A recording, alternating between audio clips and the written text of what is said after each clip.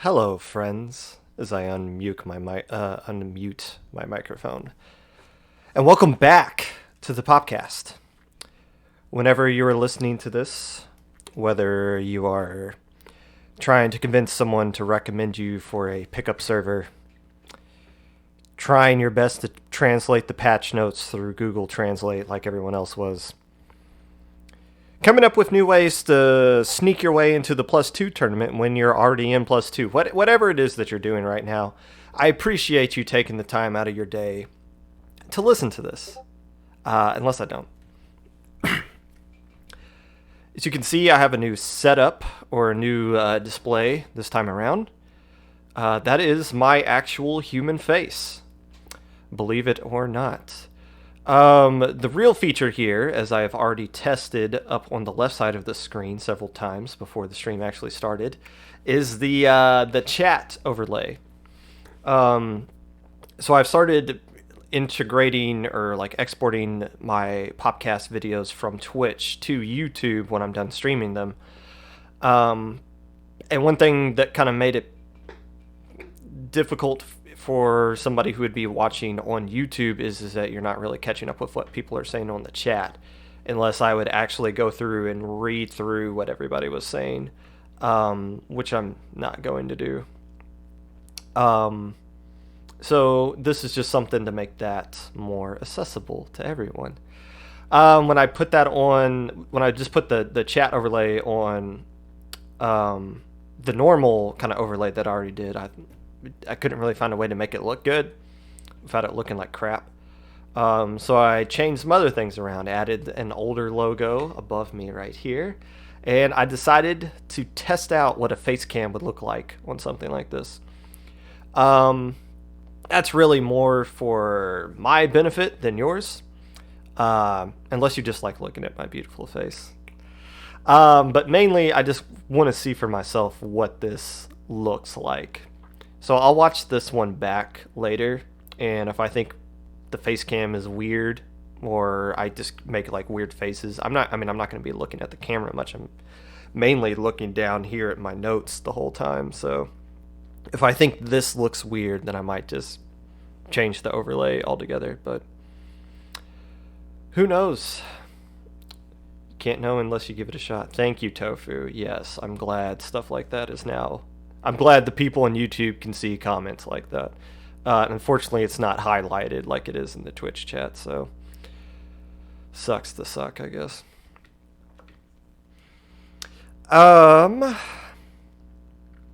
Maybe 5 years from now, I'll look back at this episode with a completely different overlay and think, man, I thought this looked good. But the truth of the matter is, for now, yeah, I think it's good enough, but maybe as I go on with this journey, I'll decide to change some other things as well and make it look even better. And if it's good enough for Bland Cube, like, who else am I really trying to impress, Honestly.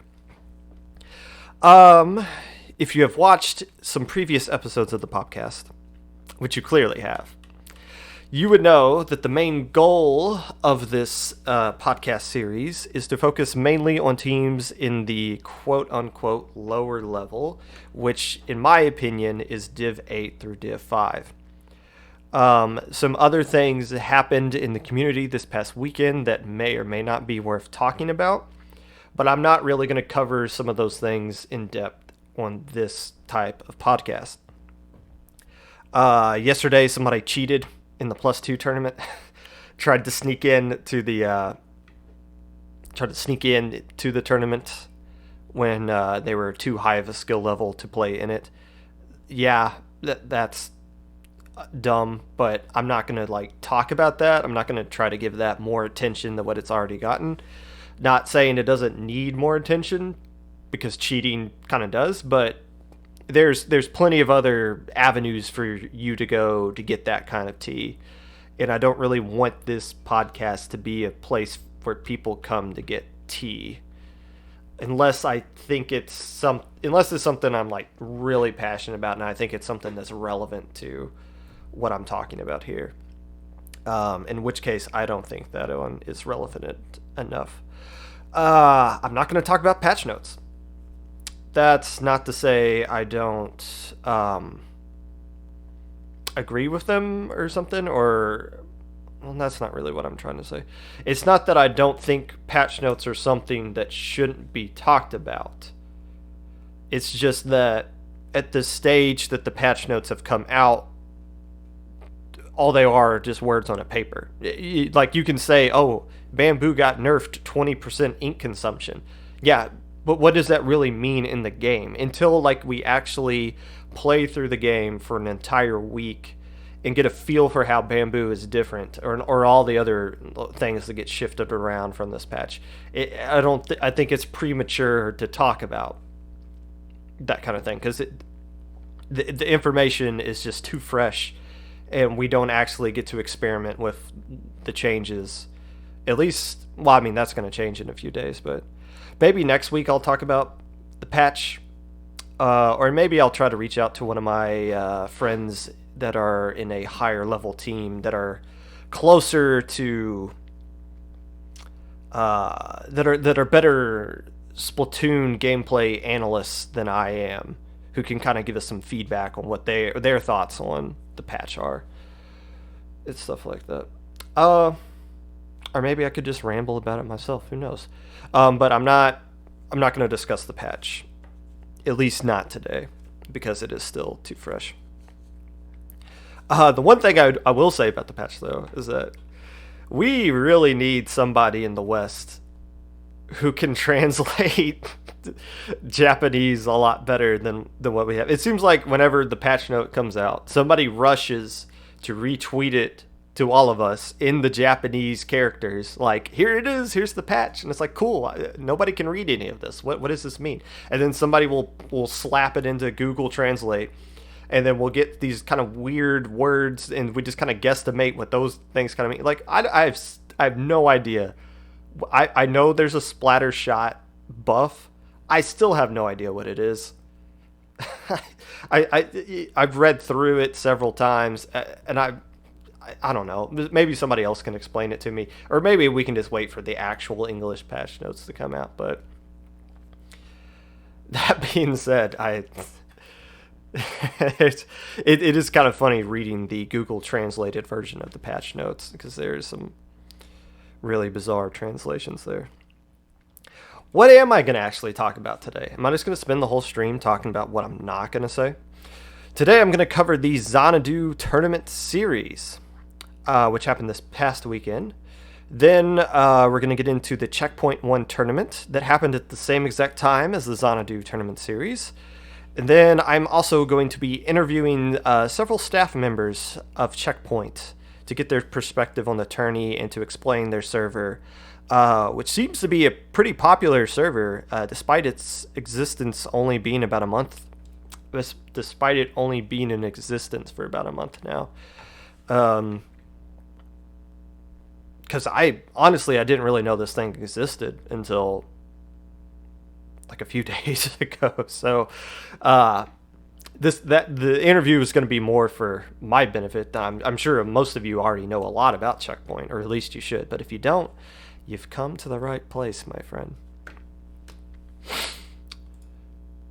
So let's go ahead and get started. Let's talk about the Xanadu Tournament. This is a lower level tournament for teams in Div 4 through 8. It did 6 rounds of Swiss, which led into a top cut, which was top 4 teams. I believe 16 teams registered, but 2 dropped, so I think we got to about 14 teams at the start of it. And this is the 3rd Xanadu tournament. So just the 3rd time this thing has happened. So, and I believe each time the number of teams that have participated in this has increased. So 14 might sound like a small number, but for the Xanadu tournament, it shows some growth. And just getting the tournament in is going to lead to some better things down the road for them. The matches that were on stream.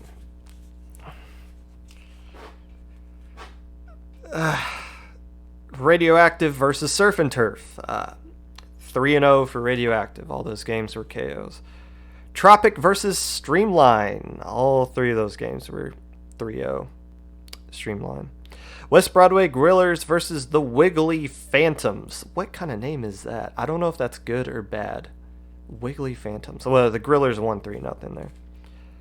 Splatter Swim versus the Ink Kings. No idea who the Ink Kings are. I think they're a newer-ish team. It was cool to see them. Splatter Swim beat them 3-0. Persistence versus CIA. Persistence won 3-0.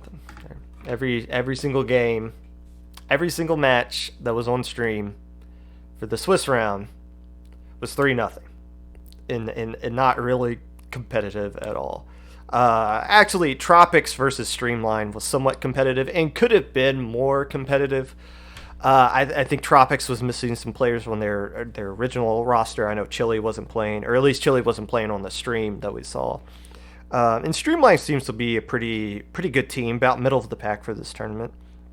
And Tropics had their moments where they could have won some games there, but everything else, it was exciting when the game didn't end in a KO.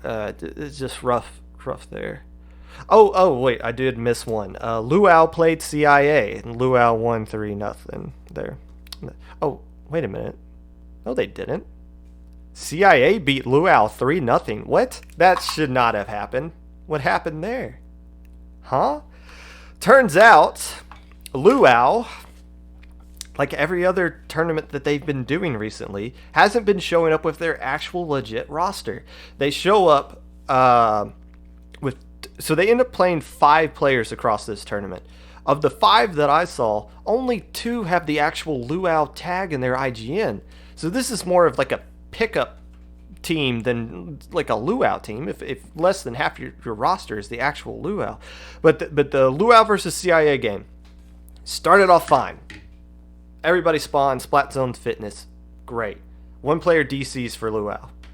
5 minutes pass, they don't come back in. So they played the entire set 3v4. So CIA wins all 3 of them. But they were actually somewhat competitive 3-4 games. Luau, in the first game, Splat Zones at Fitness, actually had a lead halfway through it at one point. As you would expect, I mean, Luau's a good team, regardless of who they bring to these tournaments. They're a good team. So them almost winning a 3v4 isn't that surprising. And that's not to say CIA is bad by any stretch of the imagination. The more we see of Herbert, the more we're kind of impressed by their Nautilus play. And they brought in a few different players than what we saw from Little Squid League. But Luau's just better, and that it's annoying because we haven't seen the actual legit Luau play in any of these tournaments yet. Now, those of us that have scrimmed against Luau, we've seen them. We know how good these guys actually are. But the team that we scrim against is never the team that actually shows up for these tournaments.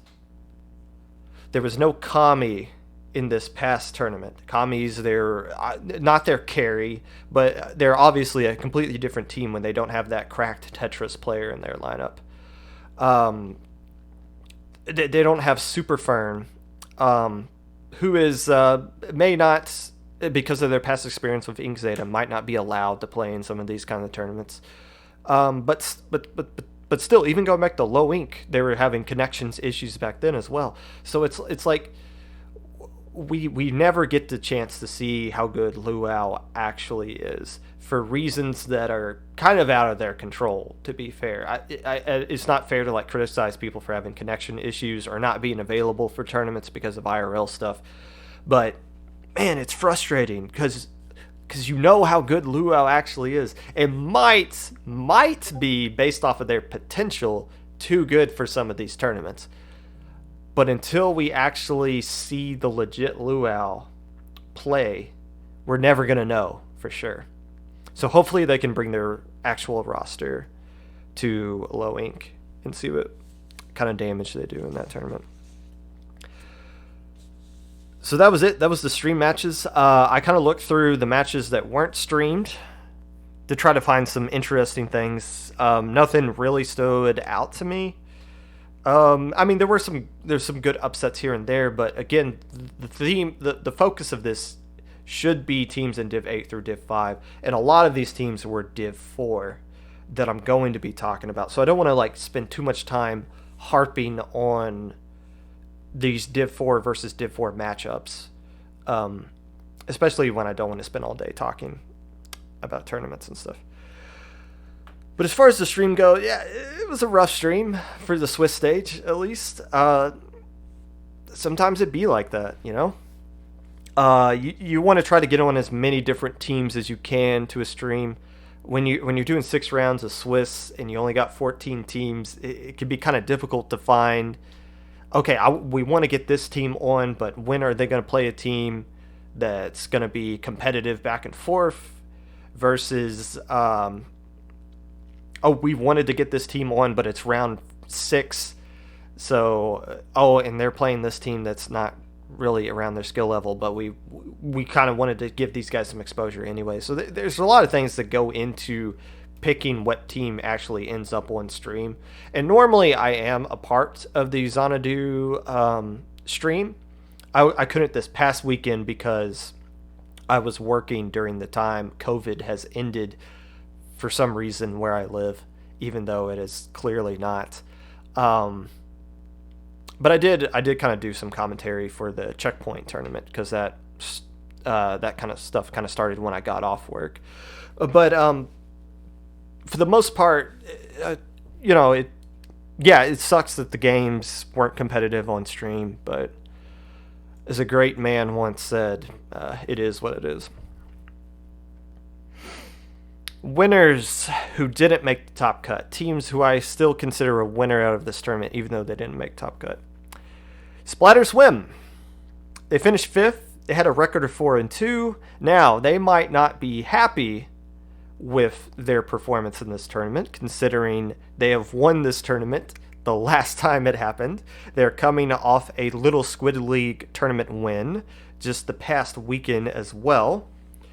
So not making top cuts might sting for them a little bit, but this is still, I still give them a winner role here, and I still think this is a good thing. And I think it kind of justifies their victory in Little Squid League the last weekend. The only teams that beat them, Persistence, Div 4 team, Supa, a French team who I'm just going to refer to as CP because I'm pretty sure I'm not saying the phrase Supa correctly with my Kentucky accent, and actually took a game off of CP. Other than that, they beat every other team they played. Now, you look at the teams they play and you say, well, yeah, they should be beating those kinds of teams. And that's the key there. They beat the teams that they're supposed to beat. Not getting upset in a tournament like this, there is something to be said about that. Because we see a lot of teams trip up against teams that they have absolutely no business tripping up against. The only teams that beat Splatter Swim are teams that should have beat Splatter Swim. Now, does that kind of bother them that they couldn't pull off an upset? Probably. And it probably should, because they're good enough to pull off those upsets. Again, they beat the team that won this entire tournament, or took a game off the team that won this entire tournament at least. But if you beat the team that won the tournament, that shows you're capable of winning the whole tournament, in my opinion. Splatter Swim is trending in the right direction. And more importantly, they're being consistent. Which is kind of weird to say, because if you look at their comps, those things are anything but consistent with the things they pull out. I still think they just hit the random weapon feature that Spike has and just goes whatever that is. But it works out for them, and they're able to keep grinding out wins with this. And for a team that wants to be a regular in the alpha bracket in low ink, finishing 5th in a tournament like this shows that they're trending in the right direction towards that goal. The Deep Fried Octolings, not just Deep Fried Octolings, the Deep Fried Octolings. In fact, their tag is TDFO. If If your tag is 4 letters, it's way too long, but that's a gripe for another day. The Deep Fried Octolings are a team that is also trending in the right direction. They only won 1 match in the Little Squid League the past weekend, but it was a 3-0 win against Takedown, and they were able to use that momentum to go 3-3 in this tourney, beating the Wiggly Phantoms, Radioactive, and Surf and Turf. Not too shabby. Not too shabby for the result. Their only losses were to Pure Divinity, a team that may be too good for these lower level tournaments now that we're seeing more and more of these guys. Luau and Splatter Swim. Teams that finished 1st, 4th, and 5th, respectively, in the final standings. Now, does that mean that, like, they're obviously... If they played the teams that were above them, they would have beat them? No, that's not the case. You can only play the teams that are presented to you. But still, a good showing for Deep Fried Octolings, a team that has made Beta Bracket and Low Ink in the past. Maybe can use this momentum to go a little bit deeper into Beta Bracket. If not, try to find a way into Alpha Bracket next time. Streamline, my last winner that didn't make Top Cut. Now, why am I mentioning Streamline? It's because they had virtually the same exact tournament as the Deep Fried Octolings. 3-3. Losses were to Splatter Swim, Persistence, Pure Divinity. Splatter Swim, Pure Divinity, same 2 teams that beat Deep Fried Octolings. Wins against Tropics, Surf and Turf, and Radioactive. The latter 2 being the same 2 teams that the Deep Fried Octolings beat. Both these teams, interestingly enough, made the beta bracket in July of Low Ink. And both of them got put out by Luau in the losers bracket back-to-back, 0-2. So I guess you can't mention one team as a winner without mentioning the other, considering they're basically, on paper, the same exact team as far as the results are coming in. So it would be interesting to see these 2 teams play in the future if they haven't already. Because they do seem to share some sort of weird cosmic bond here.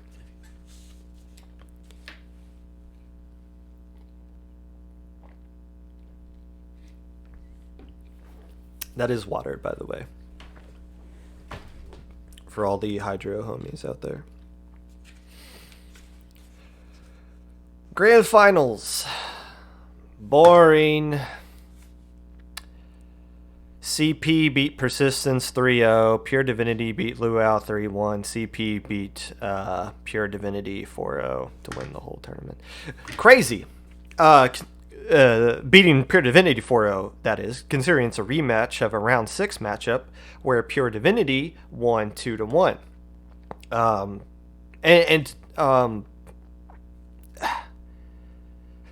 So Pure Divinity sweeps their way through the Xanadu top cut. In impressive fashion, is sweeping Persistence and CP is, or Pure Divinity is, that's really impressive, regardless of what kind of skill level you're at. It got announced on Sunday night that CP has now been banned from Low Ink due to beating too many alpha cut teams in other tournaments. I'm assuming that's because they were too dominant in the Xanadu tournament that the Low Ink staff was just kind of like, nah, that's not. They're not good enough they're too good for this anymore. And it also is worth noting that Luau beat Persistence 4-0 in the 3rd place bracket. Or bronze medal match for whatever it is. So Luau, even though they didn't have their usual consistent lineup, were still able to be productive in this tournament and found a way to bring home the bronze. So a little bit of consolation prize for them right there. Now, the tournament as a whole, if I could speak to Frosh directly, who told me that he was going to be jogging while this was going on, so I don't know if he's listening live or not. Actually, he just left whatever this emote is, so I guess he is listening. If I could speak to you directly, Frosh, keep this tournament going. This is a good tournament here. We need more tournaments like this in this lower level community. And I know they're a pain in the rear to organize. I see the staff chat. Obviously, I know the kind of frustrations that go into running tournaments like this.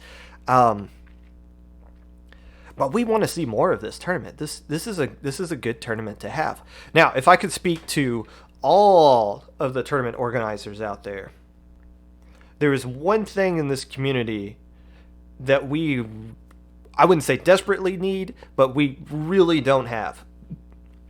And that is a lower level tournament that happens at Saturday night instead of Saturday afternoon.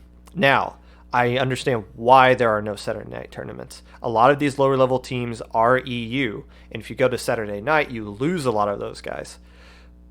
But every other tournament is 1 o'clock on a Saturday. It's almost to the point to where it's too much. I know I said we need more tournaments like this, which is true, but at the same time, we need more diversity. Everything is 1 o'clock on a Saturday, I get why, because it's the best time slot. But we've come into an issue where things keep overlapping.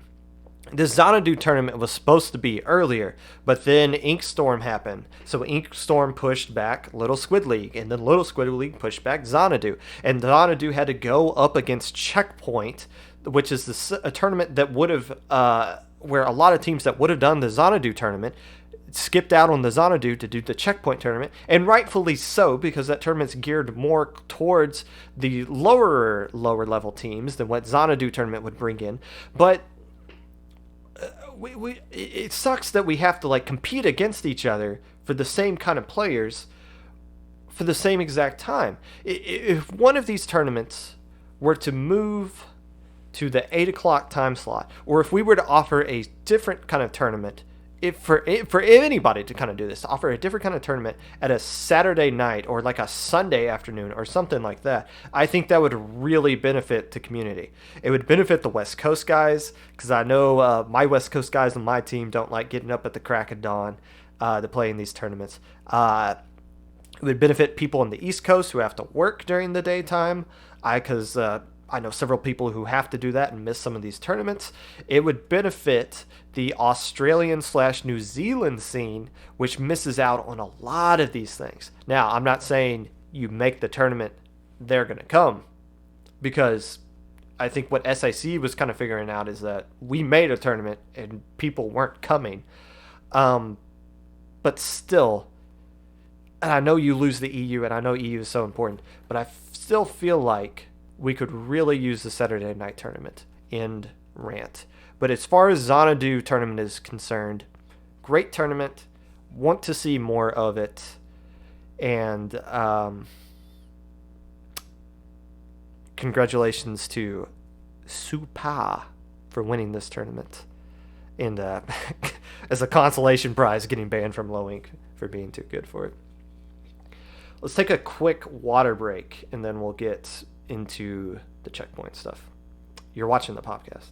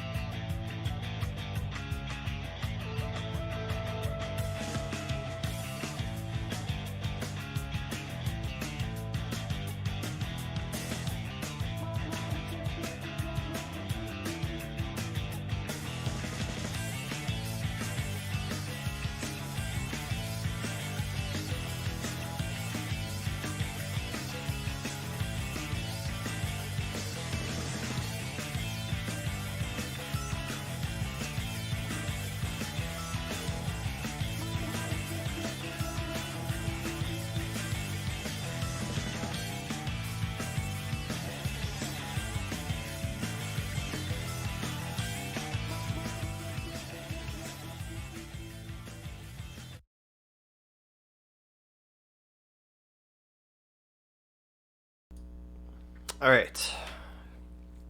Checkpoint.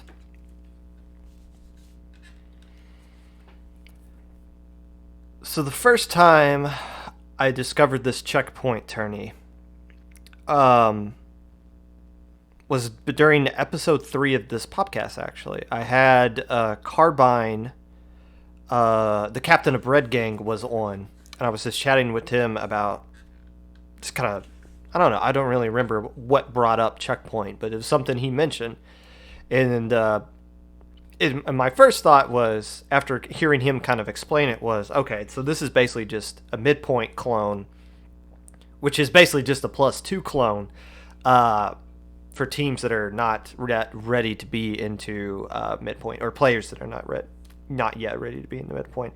But the more that I kind of looked into checkpoint on my own, the more I realized that's not really the case. This is a much deeper, much more interesting concept than I think midpoint currently is right now.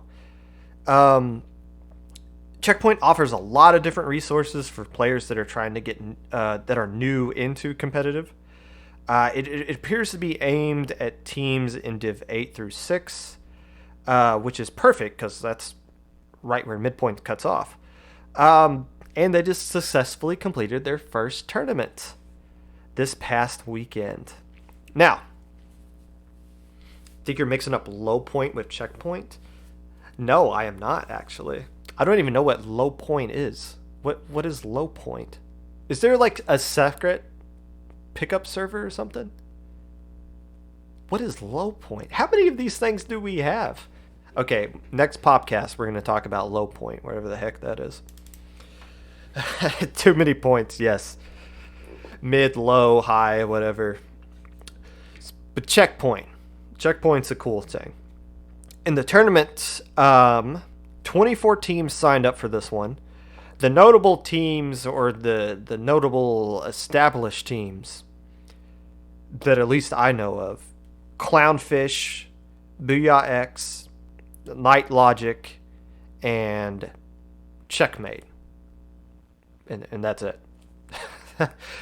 Now, that might just be me being ignorant and not kind of realizing who some of these other teams are. But my assumption is that the vast majority of these teams were pickups. If you look at the Checkpoint Tournament Q&A, it does mention that you could sign up as an individual, but it was highly encouraged that you formed your own pickup first. So that, and especially as I look at some of these names, I'm not going to read them out loud because there are too many ridiculousness things out there, and you guys think I'm just going to be saying random words, but they're actually team names. Like, I probably just said 4 different team names in that sentence right there that sound like a normal sentence, because some of these are really dumb. Now, if Roundy, I remember once Roundy making a tweet saying that he was going to start a business where he gives out names to teams that are pickups, and as a commentator, if you have a pickup team name and it's something that's really simple, that really helps us out a lot. Like one of these teams' names was Ain't No Booyah Back Girl. Like, I'm not going to say that every single time I say something about your team. You know, like yeah. In rant. I could go on forever about this. The tournament itself was 5 rounds of Swiss, leading into a top cut of the top 4 teams. Interesting thing about this, Swiss was playoff 4 instead of playoff 3. That might sound weird to some of you newer-ish people to the competitive scene, but if you were around back during the old BNS days, which that was about a year ago, by the way, so that's kind of weird to think BNS as an old tournament. But yeah, I mean, this is, in Splatoon terms, BNS was forever ago. But BNS was playoff 4 Swiss. Now, the issue with that is you're going to get a lot of ties. Since it's not playoff 3, it's playoff 4. You do get a lot of ties. And I believe there were a lot of ties as you look at the standings there. I don't know how that works with Swiss, because normally you want to try to set it up to where, um, so how Swiss work is you get fed a team that's right at your record. So if you're 2-1, you're going to get fed another team that's 2-1, or you might get fed a team that's 3-0 or 1-2. You're going to get somebody roughly around you. But if you got a bunch of teams that are tying, that kind of throws the formula off a little bit. I know Low Inc doesn't like having ties in their tournament, which is why they've tried to do as few coin flips as possible to determine these matches that are dragging on forever, because it does kind of screw up Swiss a little bit. But if B&S can do it, then so can Checkpoint, and it seemed to work out fine. Unless there was something I'm missing where that didn't work out fine. The teams that made Top Cut were Checkmate, OBS, Capitalism, a pickup team, obviously a pickup team, because the players' names in this was, what's the Amazon guy, Jeff Bezos? Is it Bezos? I think it's Bezos.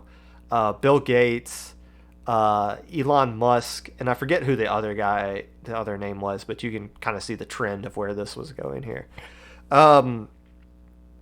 Ain't no Booyah Batgirl. And the last team name is, quote, team name guys, please, unquote. Roundy, if you're listening to this, please make your actual pickup name business where you give these teams actual names. Team name guys, please? That's not, you can't, come on. What commentator wants to say that? What would you even do? And a great play by guys, please. What? Team, please? I have no idea. Evening Chickens is an actual team, though. They're a consistent actual team. It's not just pickups. And yeah, I know all their players' names are like barbecue sauce and ranch sauce and hot sauce and all that stuff. And I never see any of those guys in solo queues. So Evening Chickens is a weird team, but at least they're consistently weird, as opposed to some of these other teams that are just making up stuff off the top of their heads, it seems like. All right, let's talk about Checkmate real quick. So Checkmate finished second in Little Squid League last weekend to Splatter Swim.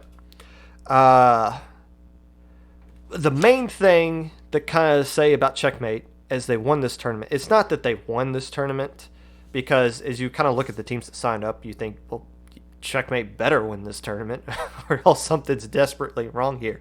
But it's how Checkmate won this tournament that is so significant. In the Little Squid League tournament, even though Checkmate made it all the way to grand finals, they had I wouldn't say a flaw, because a bunch of other teams do this as well, but they were so one-dimensional. Their comp was basically a Splattershot Pro, whether it be Kenso or Forge, a Splattershot, whether it be a T-Tech or a K-Shot, InZap, and then either a Splat Charger or a Splatling. And that was it. That's all they did the entire tournament that we saw them streamed. The only mix-up was in the last game where they had no choice but to win or get eliminated, and they switched a K-Pro in for a K machine.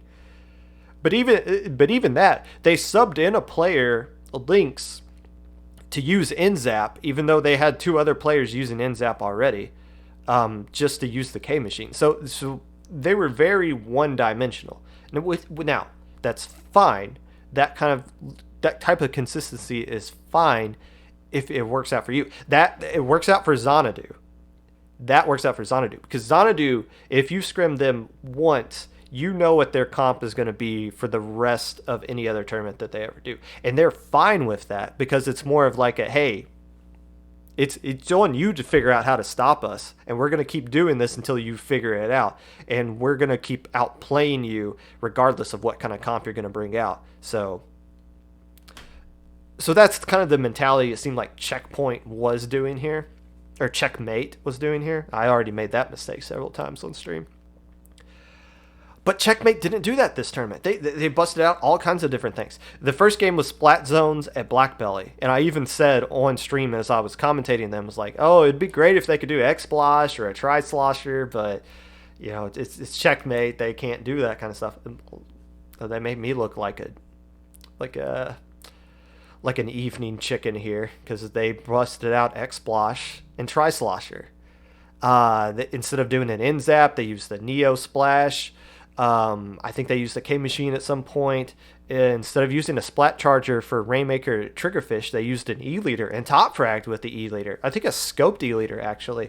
So Checkmate, from last weekend to this weekend, with the same lineup, mind you, the same roster. It's not like they changed their roster too much. They played Lynx more than Meowsy this time around, but still a lot of different weapon choices coming out from the same kind of players, and that's exciting to see. It's like we saw a team kind of learn from what didn't work against Splatter Swim in Little Squid League and adapted to it and practiced it that week and came out this tournament and showed off what they kind of learned. And that's great. That kind of thing, that's how a team grows. Now, the team they beat ain't no Booyah Batgirl. A good team in their own right, but not really the best opponent to go up against Checkmate. Some of the games were kind of close. The first game wasn't. It was a best of 5. And the other 2 games were somewhat close, but mostly in the Checkpoint's favor. Ain't no Booyah Batgirl used a Blah Bobbler the entire time. Tower control, Clam Blitz, don't matter. The vanilla Blah Bobbler for everything. Now, ain't no Booyah Batgirl, ain't no Splatter Swim. That's for sure. But still a good showing for Checkmate. And again, this was a tournament they should have won, and they came out and did it in impressive fashion. So exciting to see Checkmate kind of learn and grow from that. And hopefully these guys do low ink in a couple of weeks, and we kind of see, we can see Checkmate against teams that are closer to their skill level and above their skill level, and see how the things that they learned this past weekend, how they can be kind of transferred into a tougher tournament. Now, as I kind of mentioned, I did commentate the top cut here with Sigurd. I kind of got a late notice about it. I kind of woke up on Saturday and saw that there was a ping in the Low Ink staff chat that they were looking for another commentator. So I came on and did that because it started right as I was getting home from work. It's like, sure, I'd be happy to do that. And I had barely heard about Checkpoint at this time, so I wasn't really expecting a whole lot. But when Sigurd started his stream and me and him were getting to right before like he turned us on to start commentating, I looked at his stream. He had 60 viewers for this tournament. I didn't even know existed until I woke up on Saturday. 60 viewers. Now that might not seem like a lot, but that is legit lower end, low ink numbers on a Twitch stream. So, especially for like a Saturday Swiss stage, you'll get about 60, possibly more now that Low Ink is getting 100 plus teams. But Low Ink was happy to get 60 teams. The first tournament on Sigurd's stream. This isn't like the Checkpoint official Twitch stream. On Sigurd's stream, 60 viewers. So like, that shows me that a lot of people knew about this thing. And it's exciting to see what we will see from this tournament in the future going into the rest of our 2020 year that has been so wonderful so far. So I am going to take a quick break so that I can connect with the staff for Checkpoint, and we're going to do an interview with them and to get their perspective on how things went this past weekend. You are watching the Popcast.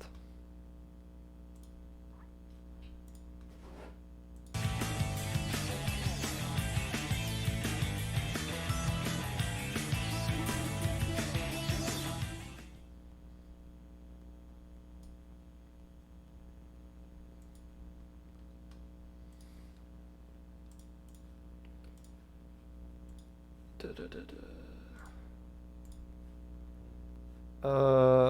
Where are you?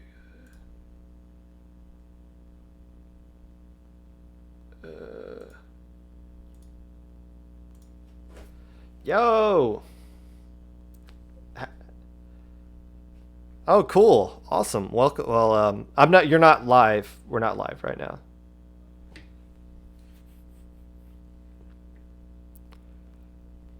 Well, that's fine. If it's horrible, then well, your careers are over. So no pressure for that. So how do you want me to like introduce you guys? You want me to go like, and joining me to is Mocha? Is it Starbit and Yoru? Okay, Yoru. Okay, so I'll just like introduce all three of you, and then I'll just let you guys say hi or whatever individually from Mocha, then Starbit, then Yoru, and then we'll just go from there. Okay, you guys ready?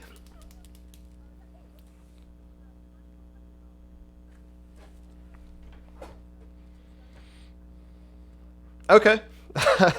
So okay, yeah. And like you said, you wanted things to be on script, so I'll keep everything on script. But if you guys, if there's something comes up and you guys feel like you want to chime in on something, please feel free to do so, um, and we'll just go from there. Okay. Yeah. All right. We're gonna get started right now-ish. And joining me on the podcast today is a few members from the Checkpoint server, Mocha, Starbit, and Yoru. How are you guys doing today? Hello.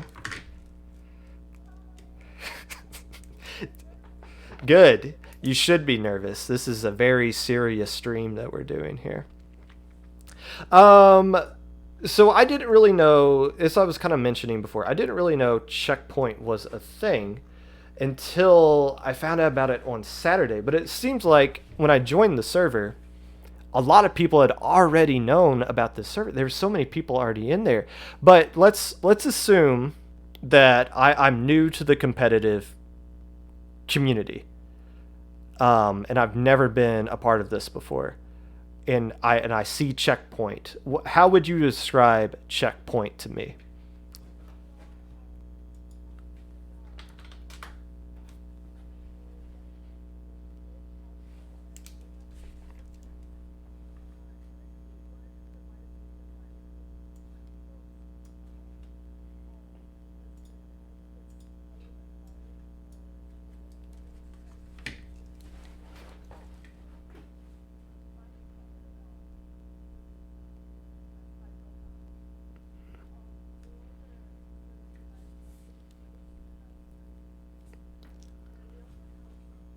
Oh, hold on, hold on. Wait, I screwed up. I completely screwed up. I didn't have you guys unmuted that whole time. I had the camera unmuted. That's why that's kind of screwed up. So let's rewind. Hello and welcome to the Popcast, where we obviously have technical issues. So if you could, I apologize for that. Could you start over with where Checkpoint is if I'm a new person? Basically, it's a public server. It's dedicated to casual and lower level competitive players.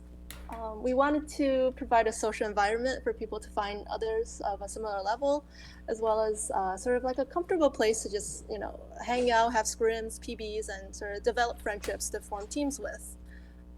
We do have in-house events that caters to players all the way from C minus level to 2200 XP in X rank. When players join the server, they have the option of requesting a role, and that role sort of states their approximate average rank. Of course, they will have to have proof, and then we will verify that. The roles thing is completely optional, but we use that to verify if a player can play within the events that we have and to access certain channels. And we think that way it'll be less intimidating for some players who might be newer to the community to participate in more competitive events. Okay. So this server has been kind of compared to other vote-in pickup servers like +2, +1, midpoint.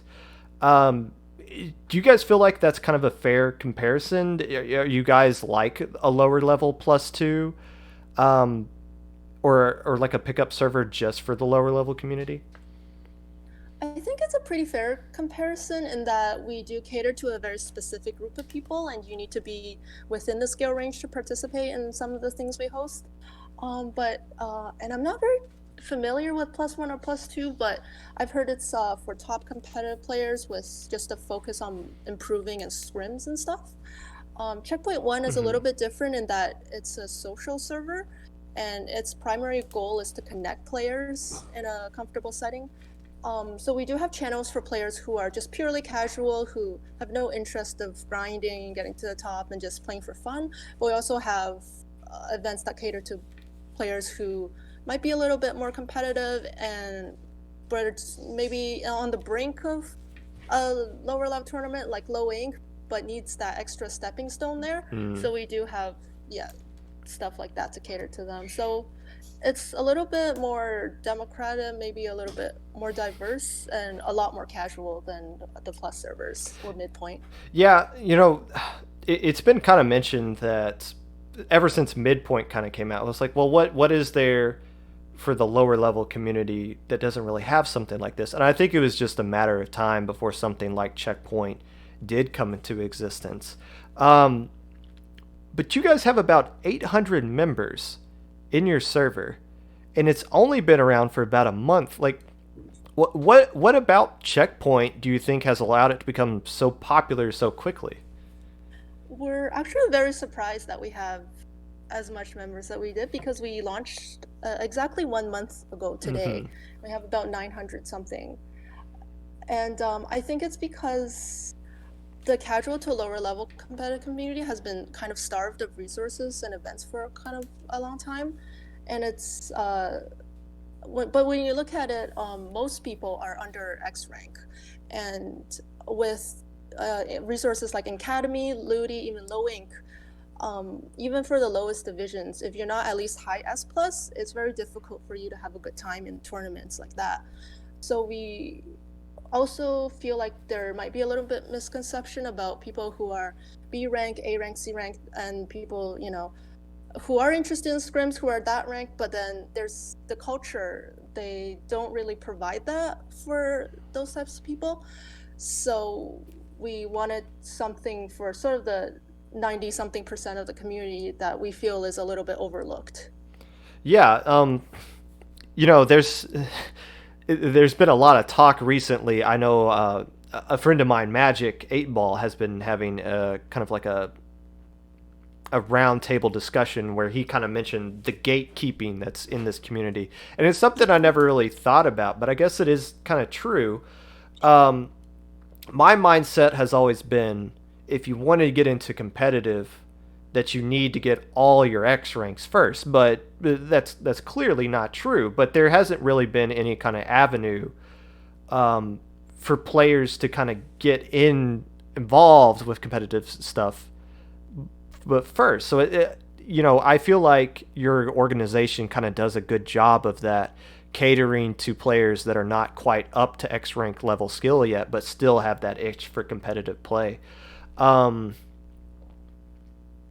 so is there like anything else you kind of want to comment on that as far as like how your organization reaches out to players that are S plus to A rank? I think you're absolutely right about sort of the gatekeeping culture because when you look at, looking for teams channels in say Academy or something, a lot of the minimum requirements are X rank and Mm-hmm. above. So we do have roles that players can get that goes all the way down to C rank. And we do host PB scrims events that are just as serious as the X rank ones, but caters to people that are C rank, B rank, and we do base our events on feedback and what the majority of the people in the server want. We have a lot of polls and stuff and channels for that, so we do adjust what we do based on what we feel most people would want. And so far, we see a lot of, lower ranked people involved in pickup scrims, and they seem very excited about, PBs and stuff, which, you know, makes me feel a little better about, what the server is doing. Yeah, and that's great because I'm assuming some of those players wouldn't get that same kind of opportunity in another pickup server where it's like, hey, Yeah. we need +1. Well, it's like, well, we need a better +1 or something Yeah, like I mean, that. if you think about it, where the lowest division is 8, and most people in Div 8 are, at least high S plus, I would say. So it's very difficult for someone like, B rank, A rank to participate in that. Well, good. I'm happy that this server exists, and I didn't know, so I'm happy the server itself exists because there's a lot of good things going on here. Let's talk about the tournament itself that went on this past weekend. When was the idea for this tournament kind of first formed? And I believe I'm going to be talking to Starbit now. Actually, you're. It's gonna be me. Hello. Yes. Hello. Yeah. Hello. So yeah, we had this idea based on a survey we did about a week after we started the server. So actually, in the survey, a lot of people expressed interest in bringing in more of a competitive side of Splatoon to the server. So the mod began to bounce the idea of a tournament within ourselves, and we decided to do it. Okay.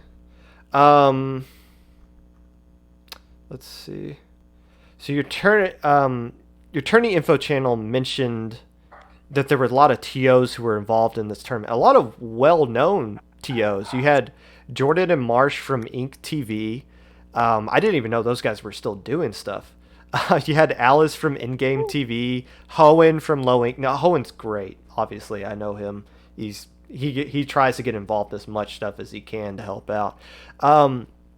But can you talk about how you were able to kind of draw in those guys and what kind of expertise they were able to provide for this tournament? Yeah, so luckily we actually have one of our mod is Lily, and they have been involved in the competitive scene for a very, very long time, and they're also very well connected. So it helped us to connect to all these staffer and TOs to lend their expertise to us. So Taco Hoenn, Loink, they actually reached out to us to offer help, and because we're kind of aiming for around the same kind of community, right? They also aiming for the lower deaf people, and we're aiming for even lower than that. So they have been going for a really long time, and their skills and resources is just something that we don't have. One of the big things that they have was basically a list of teams that they have went through the rigorous procedure of vetting to make sure that they're not over-depth or too strong of a player playing in there. And we were able to borrow that list to also vet out players and kick out the Smurfs. And then we also have Jordan Marsh from Ink TV.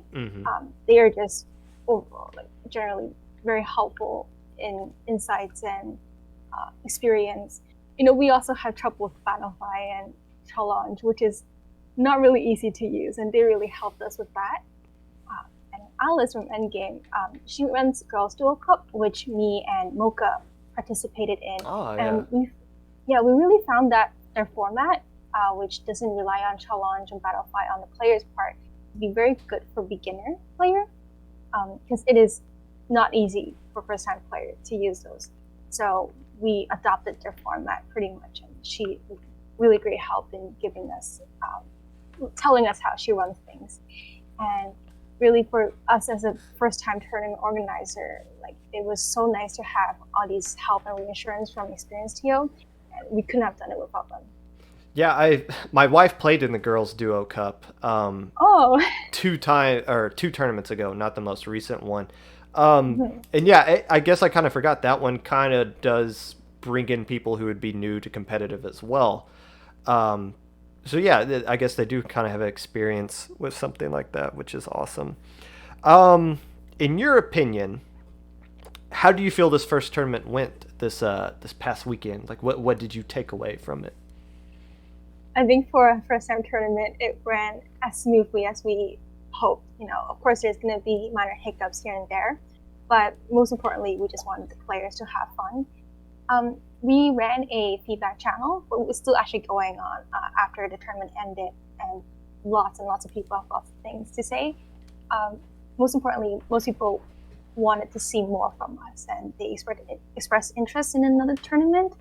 And to us, that's the best thing, because we want people to come back and have fun again in the tournament, right? So having that is good. And there's also a lot of other comments that we will also take into consideration. One of the things we got was there's some positive feedback about people who say they did a lot better than they would in a normal, larger tournament, and they had a lot more fun doing playing in the tournament, which is something for us that's the biggest thing we want the player to do too, is not to feel too intimidated and be able to play with player at their own level. But yet there's still obviously some player who felt like maybe the cutoff is still too high, and maybe they can cut off more people. And these are all things we're taking into consideration, and we're also considering different formats and different things for our future event. We made a literal spreadsheet, so we're going to be combing through that and taking every opinion into account. Yeah, you can't please everyone in this. No. You make one that cuts off Div 6, and it's like, well, what are the Div 7 people supposed to do? And it's like, well, then you make a new tournament for them, and it's like, well, what about it? And it's like, but no, the fact that you guys are getting feedback and you're actually taking the feedback into consideration is awesome. I'll leave you guys with this one last question. What can we expect from Checkpoint in the future? Like what tourney or event is coming up next or down the pipe? So far, nothing is set in stone, but with so many people saying that they're excited for another tournament, maybe that it's going to be happening.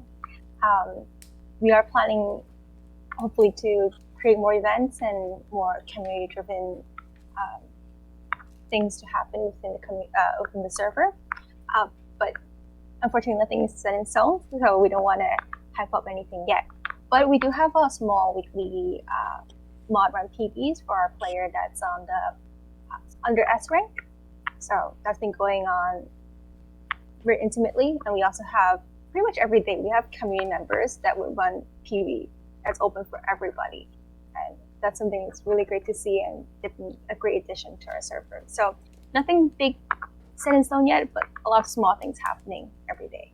Right. So you guys are basically constantly busy, which is yes. Good and stressful at the same time. Hey, it sounds like you guys are doing important work for the community. I thank you guys for doing this, and hopefully more good things are to come from you guys in the future. And I appreciate you coming on.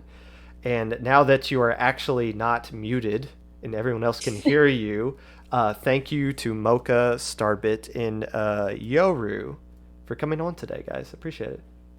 Thank you for having us. Yes. It's really great to be able to have a platform to, tell everybody what we are and what we learned from this tournament. Yes. And thank you so much for all your support and help in this one as well. Yeah, and also sorry for bringing you on to commentate last minute. We were still thinking about it last minute. Do we want to commentate? But thank you so much for last minute help. Sig's a good friend of mine. We played each other in Ludi, and I think he's still kind of butthurt about the tactics I used against him specifically. But he's a great guy. It was fun to commentate with him, and hopefully you guys are a great team together. All right, I'll talk to you guys later. Thank you. Goodbye. Thank you very much. So that was Starbit, Mocha, and Yoru of the Checkpoint server staff. I sent them. I reached out to them yesterday, and I sent them a list of questions that I wanted to ask them this morning, and they they wanted to write out all of their answers, which is great. It shows that I wasn't just talking to 3 different people. I felt like I was talking to an entire organization. Here is the message we want to send out as an organization, instead of just 3 different people with their, here's what I think, and here's what I think, and here's what and then the message gets muddled up. The message they were giving out there was clear. and awesome, and that shows that they're actually thinking about what they're trying to do, and what they do has an impact on other people in the community, instead of just, well, I want to do this, so let's just see how this works out. It shows they're actually focused on something, and it's exciting to see where this server and tournament goes in the future. I say their message is clear, because you guys can actually hear it, and I don't have them muted the entire time. It might be time for me to get a producer to figure out some of this technical stuff here. But that's it for me. That was an hour. That's a good length of time. We're going to find somebody to raid. Let's go to Emmy. We haven't been to Emmy in a bit. Thank you guys for watching. Next week, I will give a preview of Low Ink. I have already got most of that kind of worked out with what I want to do with that. A lot of predictions. I will be giving you the team I think is going to win it, if that team doesn't get banned between now and then. Thank you for watching. If you want to be a part of this, email me. You don't know my email. Reach out to me on Discord. Twitter at Mr_Popgun, Discord Popgun #5882, or you could watch this on YouTube, 25 Popgun there as well.